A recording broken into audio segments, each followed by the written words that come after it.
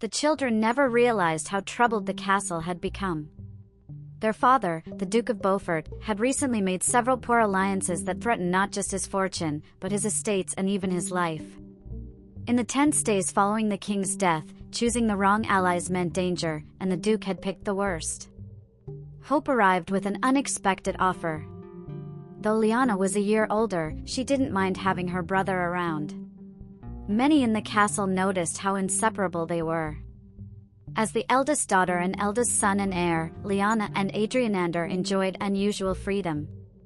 Often, much to their governess's frustration, they vanished for hours, wandering the vast, echoing halls of their family's ancient estate, always together, their destination a mystery. Large parts of Beaufort Castle had been sealed off for decades. Like many noble families, theirs lacked the funds to maintain such a sprawling home. For Adrianander, this meant a perfect playground. The dusty, forgotten corridors became the royal palace, tombs of a mad sorcerer, or a dragon's lair, a world steeped in mystery. Today's game was Minotaur in the Labyrinth. Adrianander was the brave hero, hunting the fearsome beast, his sister, naturally. Armed with a rapier they'd found in a deserted room, Adrian crept through the hallway, following the faint clues leading to Lyanna's hiding place. His cautious search brought him to a rarely used, dusty chamber. As he carefully scanned the cluttered furniture, suddenly, "Boo!" Lyanna jumped out from behind a chair. Adrianander, startled, leapt back, and stumbled over a footstool, hitting his head hard on the wall. "Ouch! Watch it! That really hurt," he groaned. "Quit whining. You'd be fine if you paid attention," she said, pulling him up.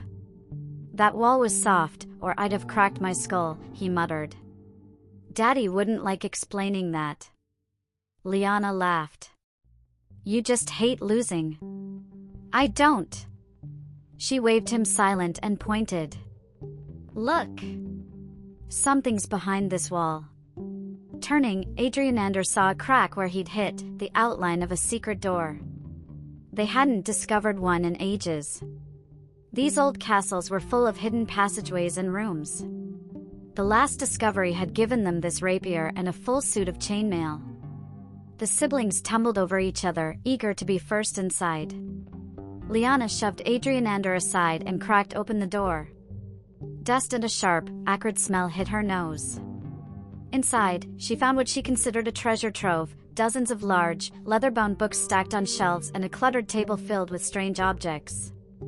Above it all hung a portrait of a dark, brooding man. Lyanna immediately moved toward the books, while Adrianander stepped in to explore. The room looked like an eccentric's lair, none of the odd items seemed connected. His gaze settled on the portrait. "Do you know who that is?" he asked. Lyanna murmured, absorbed in a book. "That's David of Beaufort. Our great-grandfather, the one with all the legends." Her interest piqued. David was rumored to have dabbled in dark magic. Many said the family's wealth came from his dealings. That made this hidden room all the more fascinating to her. "Let's seal this room off and keep it a secret for now. If we leave now, no one will ever know we found it." Adrianander glanced at her. "Are you sure that's wise? Dad will want to hear about this. There might be valuables." "I'm not saying we should never tell him. I just think we should explore it ourselves first. How would anyone know we found it if we keep quiet?" She smiled. "All right, but we should head back soon." He still looked doubtful. "Trust me. I just want to grab a few books, then we'll go." "But..." "Don't worry, I'll bring them back." Deep down, Adrianander sensed this would cause trouble. That night and the next morning, Lyanna was nowhere to be seen, even skipping dinner. Adrianander began to worry. When Lyanna fixates on something, she can become dangerously obsessed. Her schemes had gotten them in trouble before. He still remembered the punishment they received after she convinced him to go into town alone to see that minstrel. The problem was, he could never say no to her. At 12, nearly a man, he still couldn't stand up to his sister. She led, he followed. Away from her during sword lessons or manner duties, he felt lost. But he was rarely apart from her. As if summoned by the thought, Liana suddenly burst through his door. "You won't believe what I found in these books," she exclaimed. "What?" he said, still uneasy about hiding things from Dad. "Spell books. Our great-grandfather was a magician." "You can't be serious." "Absolutely. This one is a copy of an ancient Latin magic manuscript." Adrianander stiffened. "We have to get rid of that immediately." "Satanism in our family? If anyone found out, it'd be a disgrace." Liana shook her head. "Who said anything about Satanism? This is magic, not devil worship. I read it last night, no mention of Satan. But witchcraft is always tied to Satan." "Oh, come on. You believe that nonsense? Superstitious rubbish. How can you say that? Look, none of these spells call on Satan. The ones I tried didn't involve dark powers." He stared in disbelief. "You tried some?" "Yeah, spells for luck, power, and wealth. Minor ones, I wanted to see if they worked." She added, "I haven't attempted the major spells yet. I was hoping you'd help me with one tomorrow. I'm not sure this is a good idea." His heart pounded with fear. "Relax. Have I ever led you wrong?" He said nothing. Early the next morning, Liana woke Adrianander. "We need to start early. The major spells take time." Half asleep, she dragged him into the dusty room. She began preparations. Slowly, she drew 2 circles on the floor, inscribing Latin phrases and numbers. She placed unlit candles strategically, then chanted softly. Her rhythmic movements resembled a dance. He would have been fascinated if he weren't so nervous. "Step into the left circle," she said distractedly. He obeyed. "What is this supposed to do?" "You'll see." She stepped into the right circle, chanting and swaying hypnotically. Suddenly, she stopped and spoke a Latin phrase. From his lessons, he recognized it, "Bring about the switch." The world spun. For a moment, he felt as if floating in emptiness.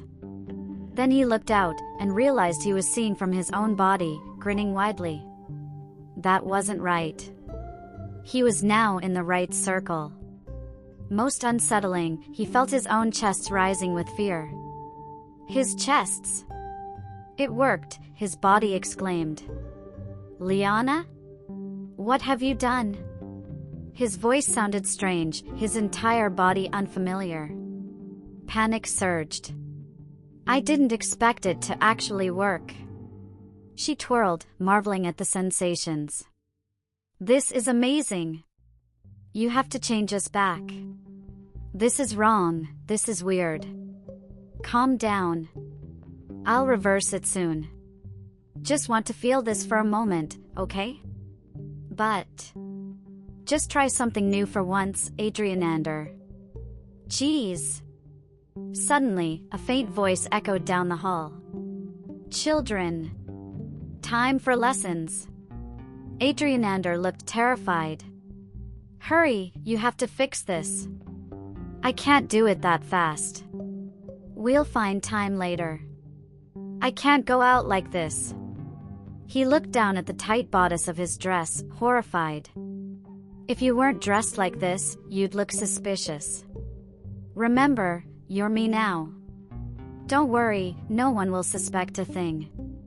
My lessons today are all bookwork, and you're almost caught up. You know from our practice that I'm better with the sword, so hurry before they find us." She said calmly, then slipped into the hallway and dashed off. Fear made Adrianander move stiffly as he closed their secret room door and walked down the hall. Every step felt strange. He wasn't walking like a boy but moved with the usual feminine grace Liana always had. It was unsettling. At the hall's end, the governess waited. "Follow me, milady." plans have changed. You must see your father immediately." Nervous, Adrianander entered his father's chambers. Usually he welcomed time with his dad, but this wasn't a usual day. Lyanna never cared much for their father, but as firstborn son and his pride, Adrianander was treated better. Today felt different. Without thinking, he curtsied and knelt before his father, an odd, automatic gesture. His father cleared his throat. "My daughter, as you know, though you are 13, I promised your mother I would not marry you yet." "Yes, father," Adrianander replied, head bowed.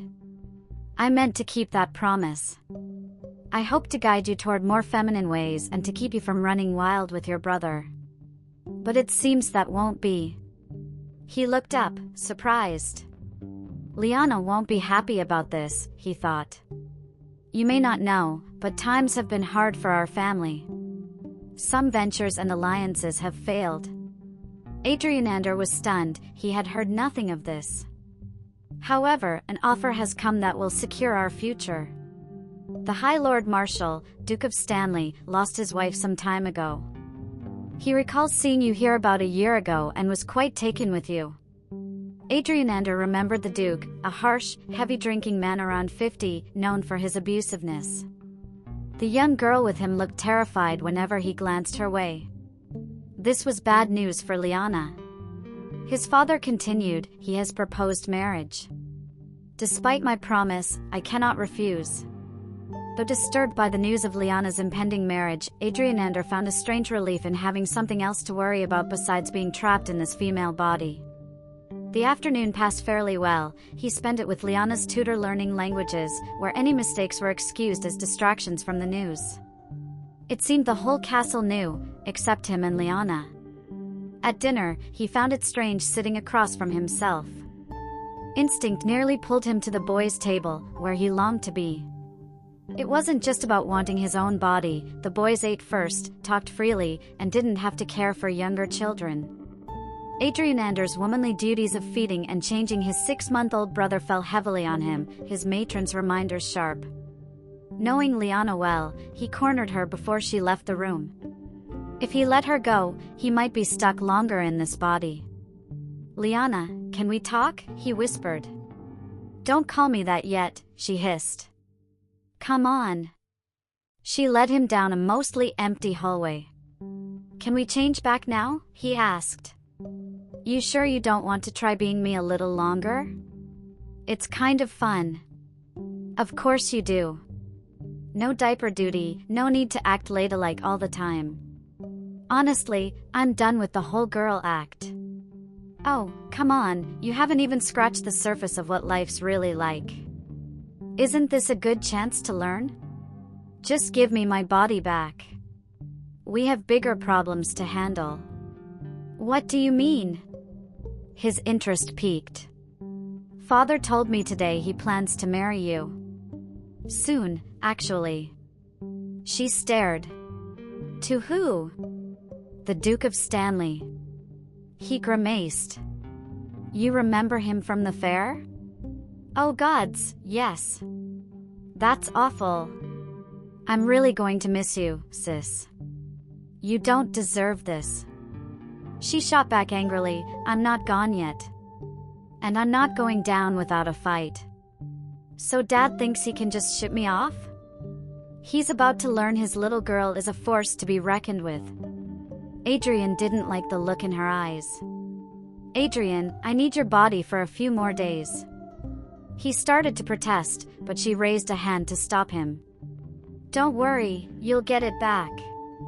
You have access I don't to people and places I need. I have to stop this wedding, and I can only do it with your help. You'll help me, won't you? Just for a little while." He couldn't say no. "All right, but what's the plan?" "Trust me." She turned and dashed down the hallway. Lost on what to do, Adrian went to the library, hoping to escape in a book. After hours, he barely made it past page 3. One thought haunted him: Lyanna might not want to give his body back. He knew she cared, but she often thought only of herself until disaster struck. He hoped it wouldn't come to that. He wondered, what exactly is the situation? Being in his sister's body wasn't as bad as he'd feared. He recalled the awkward moment with his father when he curtsied automatically. All day, he moved like Liana. Whenever he tried to think how to act, the knowledge came naturally. Only in the dining room, when distracted, did he slip up. He tested himself, trying to recall what Liana planned when she cast the spell, but no answers came. At that moment, strands of hair brushed his eyes, and suddenly he knew how to pin it back. Maybe that was the key. He only gained practical knowledge for self-care, not the deeper reasons. At least he could avoid embarrassment. Still, he needed more. So he decided to visit the one place that might hold answers, the secret room. The next morning, Adrian struggled to stay awake through Liana's chores. He'd spent the night reading books from the Hidden Room, Secrets of Magic, Forgotten Kingdom Politics, and personal memoirs of the man who made their family what it was. He even found another copy of the spell that swapped their bodies, carefully hidden away for later. His tired mind dulled his awareness enough that tasks like sewing, embroidery, singing, and other feminine duties came almost naturally. As long as he didn't overthink, the spell seemed to supply what he needed.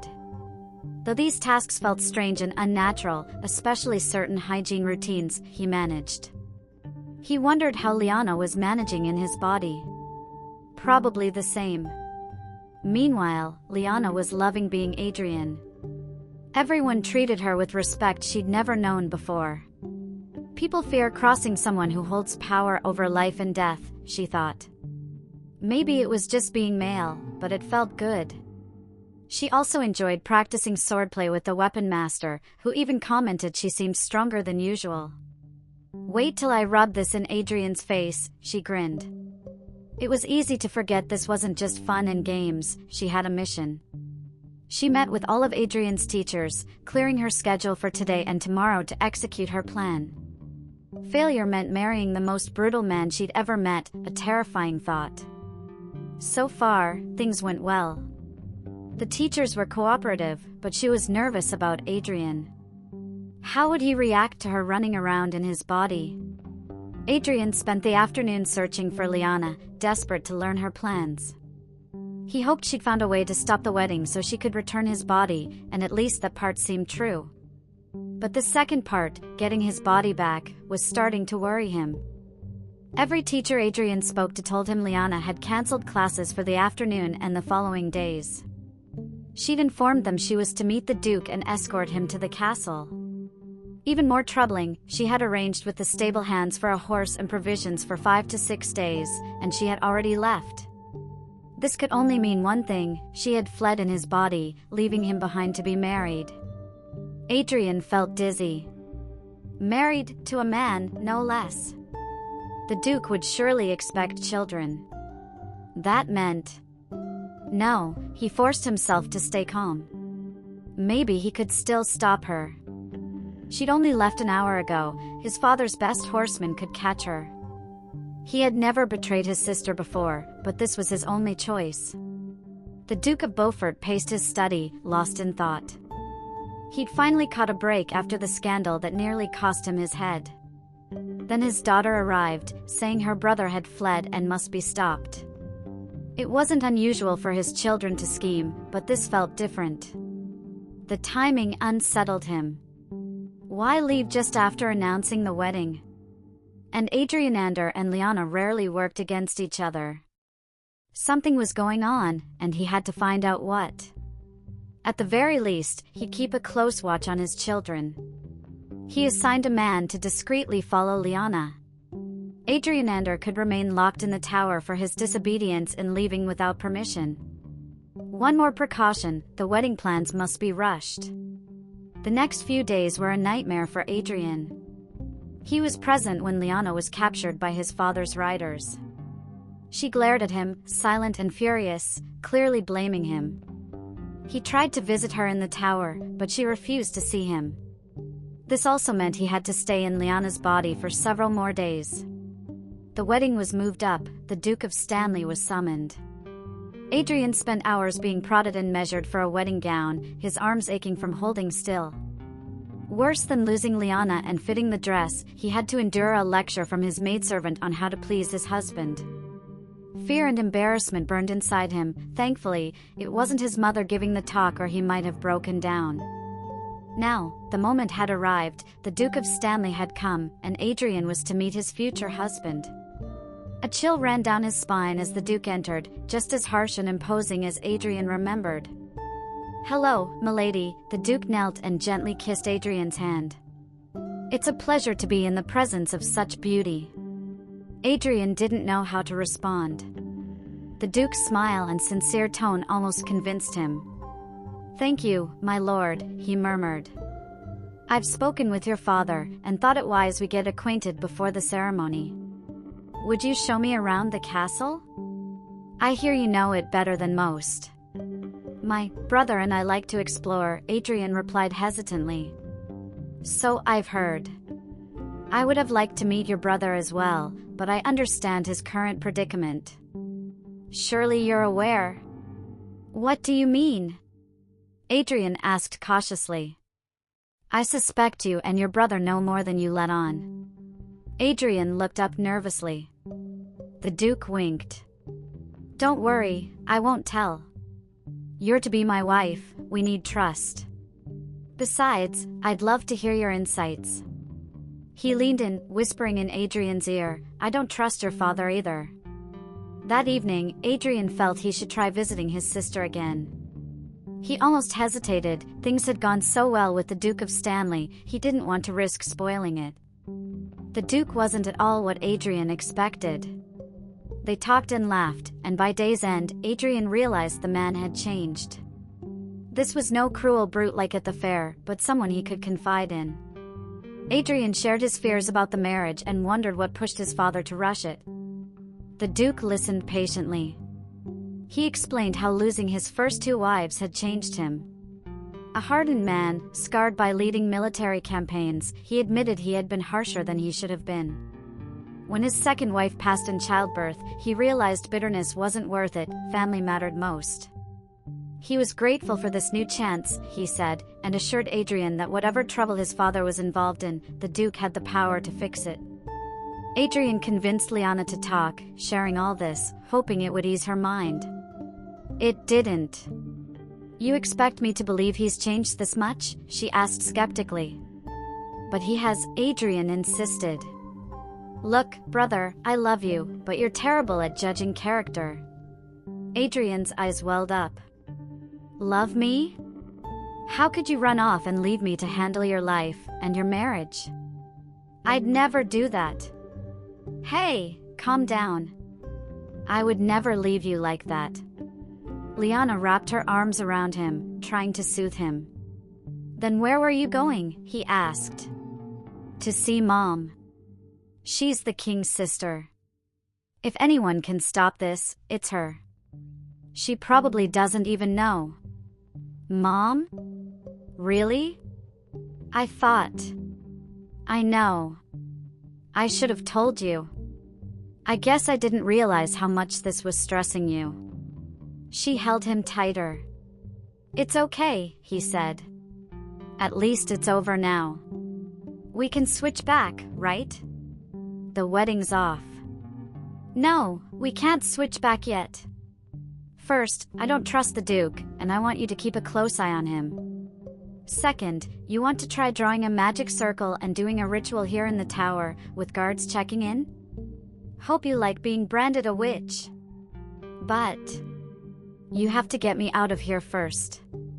"I'll try, but the wedding's in 2 days." She smiled grimly. "Then you'd better hurry." Needing space to think after talking with Liana, Adrian sneaked down to the kitchen. He always retreated to a secret crawlway connecting the kitchen to his father's study, a place only he knew. He made sure no one watched before crawling in. Just as he settled, he heard voices from the study. "Now that we have some privacy, let's review those plans," said his father's voice. "You realize once I see these plans, I'm officially involved?" Stanley's voice replied. "You were involved when I agreed to give you my daughter." Stanley laughed. "She's hardly worth considering." She'll amuse me for a while. I look forward to teaching her obedience after the wedding. Keep her happy until then. Fear froze Adrian.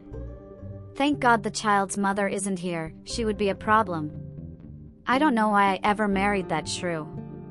Because she was the king's sister, of course. Speaking of her, did you manage to use her to get the information we needed? Yes, with your maps and mine, we can coordinate attacks that leave the king helpless. Then let's proceed. The time had come for Adrian to act. Liana was right, he was a poor judge of character.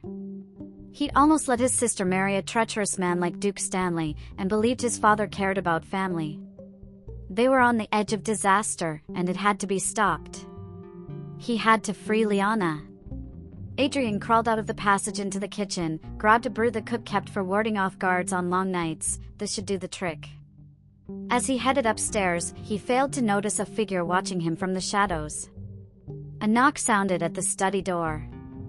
"My lord, I have a report on your daughter," came the guard's voice. The Duke of Beaufort snapped, annoyed at the interruption. "What is it?" "It better be important. You asked me to report any suspicious actions by your daughter, and I believe I have seen one. Quick, what is it? Is she sneaking food to her brother? Spit it out." "Sir, I believe your daughter was spying on you from a passage adjacent to this room." "What?" The guard stepped in and pulled open a panel in the wall. "She was in there just moments ago, sir." Stanley sighed. "She must have heard everything. Where is she now?" "I left her to report to you, sir." "Find her. Notify me immediately." Stanley interrupted with a smile. "Let me handle her." Getting Liana out of her cell wasn't difficult, but it was humiliating. To get close enough to slip sleeping medicine into the guard's drinks, Adrian had to turn on a bit of feminine charm. Being pawed and ogled by those two creeps made him sick, but it had to be done. He was amazed that even a girl barely out of childhood could provoke such reactions. He escaped, barely keeping Liana's virtue intact. Once the guards passed out, Adrian opened her cell and explained everything he'd overheard. They agreed she needed to leave immediately. Unfortunately, that meant more time in Liana's body for Adrian. Strange as it seemed, each extension bothered him less. Maybe he was getting used to being a girl, he hoped not. Under cover of night, Liana knew she could get far before anyone picked up her trail. She planned to reach their mother this time. What she didn't mention to Adrian was that meant he'd have to go through the wedding. Since there was nothing they could do, she saw no point in upsetting him. "Make sure you warn Mother how much danger she's in," Adrian urged. "Don't worry. I'll tell her everything. I'll be back as soon as I can." They hugged, and Liana slipped out the window. Adrian whispered, "I love you," then turned away in tears. The Duke searched the castle for any sign of her. First, he checked the tower, expecting she might flee to her brother. Finding guards asleep and the prisoner gone did nothing to improve his mood. The girl would pay for this. Finally, he found her in the library. He dismissed the guard at the door and quietly approached as she read. "So, milady, I think it's time we had a talk." Startled, Adrian looked up, not hearing the Duke approach. Trying to stand and move away, he was quickly cornered. "I said, we need to talk." The Duke's voice was fierce. "Sorry, my lord, you startled me." The Duke bent down close to Adrian's face. "You have good reason to be startled. Where is your brother?" "I don't know what you mean, sir." He grabbed Adrian, slamming him against the wall. "I'm done playing games. It's time for honesty." Fear gripped Adrian like never before. The Duke's size and grip were overpowering. Worse, by rank and gender, the Duke could do as he pleased with little consequence. The vulnerability was overwhelming, but Adrian had to stand strong. Everything depended on it. "What do you want from me?" Adrian stammered. Tell me where your brother went. Tell me what you heard. Yes, I know you heard us. I didn't know my brother left. But I'm glad he did. I don't trust you or Dad. I'm sure whatever I heard was bad. Adrian tried to keep his dignity. Stanley pulled Adrian close. Doesn't matter what you heard, you'll be my blushing bride in 2 days. He pressed a fierce kiss on Adrian. I'd kill you, but you still have uses, little girl. The kiss made Adrian cringe. We're not married yet, so unhand me. I take what I want. Adrian felt the Duke's breath on his neck, and his excitement pressing against his stomach. A good daughter of the church waits until marriage. If I did otherwise, prematurely, I'd have to confess, and then I wouldn't be worthy to marry you. Bitch. The Duke slammed Adrian's head against the wall, stars flashing before his eyes. You'd risk shame and shunning for that? There are many things I'd risk to avoid you. I have no choice, but until then, you won't touch me. The Duke sneered. Fine. Enjoy your 2 days. Then you're mine. Liana rode like never before, racing through the night at a relentless pace. She nearly rode into ditches and caught on low branches but pushed on. Luckily, her mother was nearby, at the castle of her cousin, the Earl of Warwick. She arrived at the gate at noon, collapsing from exhaustion. When she awoke, her mother stood over her, concern etched on her face. Mom! Thank God! You have to come quickly, Adrian is in terrible danger. Adrian? Since when do you refer to yourself in the third person? Oh, Mom, it's a long story. There's no rush. You just passed out, take your time. A rose? How long was I unconscious? About 6 hours. No! We have to move fast. Saddle up, we'll talk on the way. Let's just say, if we don't hurry, the Duke of Stanley will be married to your daughter, and your husband will be guilty of treason. Her mother's expression grew grave. You're not joking? I suspected my dear husband was scheming when he sent me away, but this... Don't worry, Adrian, he'll get more than he bargained for. Adrian spent the next 2 days confined to his room. The Duke of Stanley knew he couldn't touch her before the wedding, but she wasn't free to roam. That was too dangerous, too much time for Adrian to think. Trapped in a foreign body, doomed to a short, miserable life, he saw no way out. He had witnessed Stanley's violent side, it terrified him. At best, he'd be forced to serve him intimately, perhaps bear children, but nothing more. The Duke liked little girls and the control he held over them. As Adrian grew older, Stanley's temper would flare, and that would be the end. If his father's plan succeeded and Stanley became king, neither his mother's royal blood nor the church could protect him. His only hope was Liana's return with their mother in time to save him, but that hope was fading.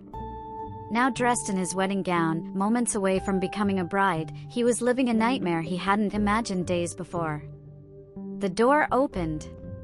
Liana's chambermaid asked, "Are you ready, milady? Can't I have a little more time?" Adrian sighed. "I'm afraid not, milady. Your father has sent 2 guards to escort you to the hall." "Very well.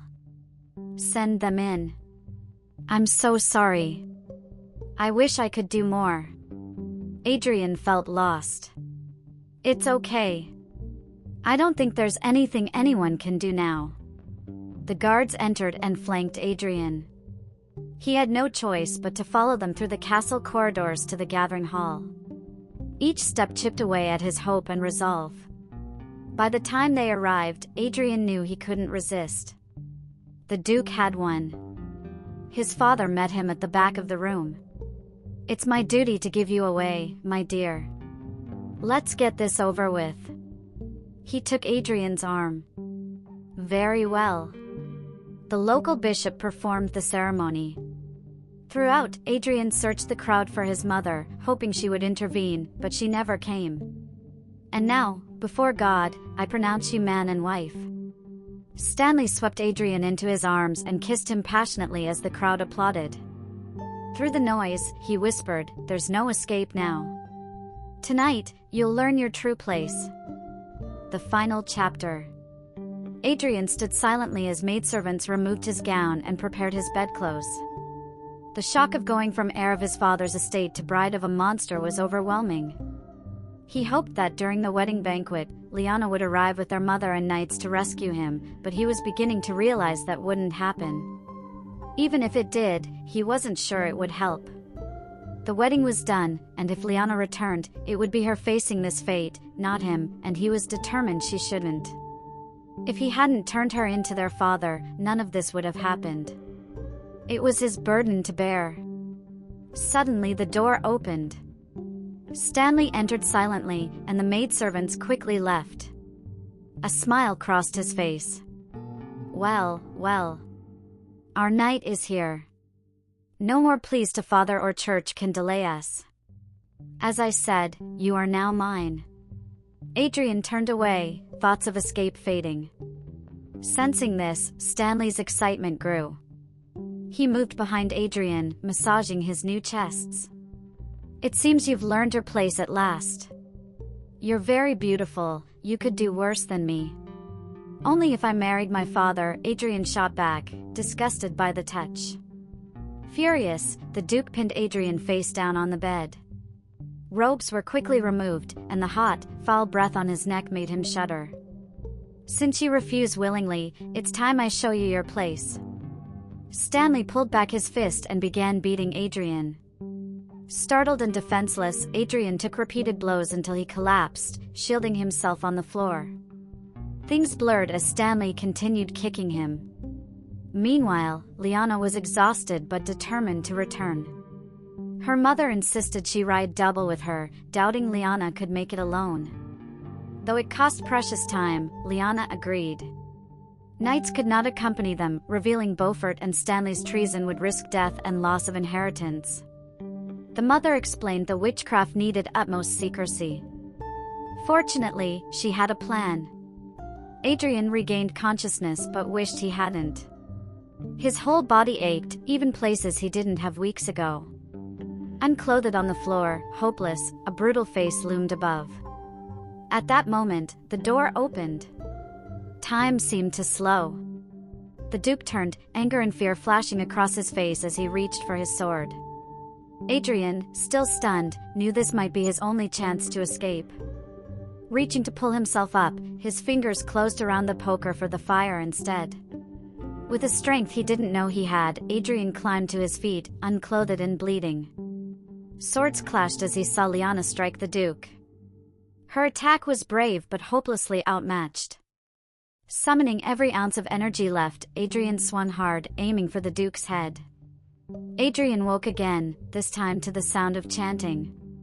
He found himself back in the hidden room, inside one of his grandfather's pentagrams. Lyanna smiled. Glad to see you alive and kicking. You had me worried. By the way, remember that swing during sword practice? You really clobbered him. She gestured toward the Duke's unconscious form in another pentagram. What's going on? Mom's idea. You get to be the Duke, he becomes you. You capture Dad, Mom becomes Dad. No more conspiracies. Great, right? But Adrian stammered. But what? Haven't we tampered enough with this magic? Don't worry, Lyanna grinned. Without the magic, we'd never have uncovered Dad's plan, and I'd be Duchess of Stanley right now. I hate to say it, but you're the Duchess of Stanley. No, in a few seconds, he will be. For the first time in days, Adrian smiled. The Duke of Beaufort stood in his study, taking a stiff drink. Though feeling more secure, he still hadn't shaken how close he'd come to ruining his plan. He'd feel better if the guards had caught his rebellious son. At least I have another son and heir if this one proves troublesome, he thought. Good evening, Beaufort. Startled, the Duke turned to see Stanley standing silently. Good evening, Stanley. I trust my daughter has caused no trouble? She's been compliant. We need to talk before I retire, but not here. Meet me in the abandoned section beyond the library, alone. After your daughter overheard us, I can't risk more slip-ups. Adrian tried to look intimidating. Playing the Duke was far more enjoyable than playing his sister. I'll be there in an hour. Adrian smiled and went to prepare. Capturing their father took little effort. There was no way he suspected he wasn't speaking to Stanley. Soon, he found himself staring up at his wife, wearing his face. What dark magic is this? Stanley, I knew you were treacherous, but I never imagined you'd consort with the devil. Adrian, as Stanley, laughed. Quiet now. First, I'm not your friend Stanley. He pointed to Liana's body, which stared hopelessly at the floor. Second, you're lucky to be alive. We learned of your treachery and could have executed you, but spared you to protect our family names. Still, you must be punished. Liana, in Adrian's body, spoke up. We've agreed, I'm Liana, by the way, that you should remain as you are, forever. Their mother added, it's practical. You, Beaufort, were never good at business. That's my task now. You'll handle more feminine duties, like caring for your young son. Adrian's turn. After what you did to me, Stanley, I never want to be vulnerable again. I may be sacrificing years to become you, but I gain title, lands, and a beautiful young wife. Stanley winced. And believe me, you'll learn your place. Adrian said, trying to intimidate. Though he couldn't hurt Stanley as Stanley hurt him, he let the thought linger. If Stanley accepted his fate and learned his lesson, Adrian would treat him fairly, though he'd always remain a woman. Their mother summoned guards and led the two men away. Adrian turned to his sister, now him, and embraced her. Mind staying as me, sis? No, honestly, I'm relieved. You spent days as me, would you want to go back now with the power and freedom you have? Probably not. What about the books? Destroy them. If Dad or Stanley protest, I don't want to risk the fallout. Adrian nodded. See you outside. You can toast my new bride. They laughed as Adrian left the room, for the last time.